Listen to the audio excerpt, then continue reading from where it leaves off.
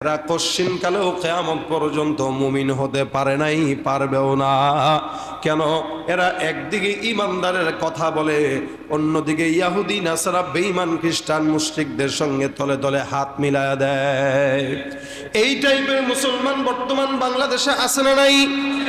একদিকে এই মুসলমানদের সঙ্গে থাকে, আর একদিকে ইহুদি নাসারাদের সঙ্গে হাত মিলায়। আল্লাহ পাক রব্বুল আলামিন বলেন, এই জন্য ইমানদার সবাই দাবি করলে মুমিন না। দেখবেন একটা বিশাল বড় ঘর যদি বানান, 2000-5000 স্কয়ার ফিটের ঘর, চতুর্দিকে দেয়াল আছে কিন্তু মাঝখানে একটা পিলারও নাই, খুঁটিও নাই। মনে রাখবেন, এই ঘরটা হয়তো 1 বছর টিকবে, 2 বছর টিকবে, একদিন দেখা যাবে মাঝখান দিয়ে ছাদ ঝুলে গেছে। কেন? বলে ঘরের দেয়াল চতুর্দিকে আছে লেকিন খুঁটি নাই। ঠিক তেমনি ভাবে ইমানদারের ইসলামের 5টা খুঁটি হইল মুসলমানের পিলার।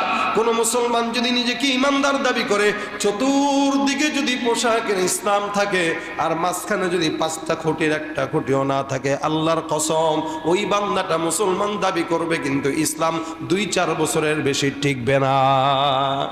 কেন?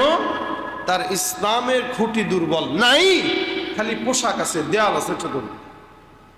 এই কারণে আল্লাহ পাক রব্বুল আলামিন বলেন, আল্লাযীনা ইউমিনুনা বিল গায়ব ওয়া ইউকিমুনাস সালাহ। অদৃশ্যের প্রতি বিশ্বাস করার নাম ঈমান। এরপরে বান্দা যখন ঈমান নিয়ে আসবে, এখন বান্দার সর্বপ্রথম কাজ, রাসূলুল্লাহ সাল্লাল্লাহু আলাইহি ওয়াসাল্লামের কাছে সাহাবা আজমাইন আসতো, ডাক দিয়া বলতো, ইয়া রাসূলুল্লাহ, আমি ইসলাম কবুল করলাম পয়গম্বর, এখন আপনি আমাকে বর্ণনা করেন আমি এখন কি কাজ করব। একজন মানুষ ঈমানদার মুসলমান হওয়ার পর ওই বান্দার জন্য সর্বপ্রথম কাজ কোনটা? নবী করিম সাল্লাল্লাহু আলাইহি ওয়াসাল্লাম বলেন, ঈমান যেহেতু নিয়ে আসছো, মুসলমান যেহেতু হয়ে গেছো, এখন তোমার জন্য সর্বপ্রথম কাজ হলো তুমি নামাজ আদায় করো। একজন ঈমানদারের ঈমান আনার পর, একজন মুসলমানের কালেমা পাঠ করার পর সর্বপ্রথম কাজ হলো কালেমা পরে নামাজ আদায়। জোরে বলেন কি? নামাজ। আল্লাহ নবী বলেন, ইমানদার হয়ে গেলা, ইমান তো নিয়ে আসলে, এখন নামাজ আদায় করো। এই নামাজটা তোমার যাবতীয় আগের যে গুনাহগুলো ছিল এগুলোর অভ্যাসও যদি থাকে, আল্লাহ পাক মেহেরবানি করে নামাজ এই সমস্ত অভ্যাস থেকে তোমাকে বাঁচাবে।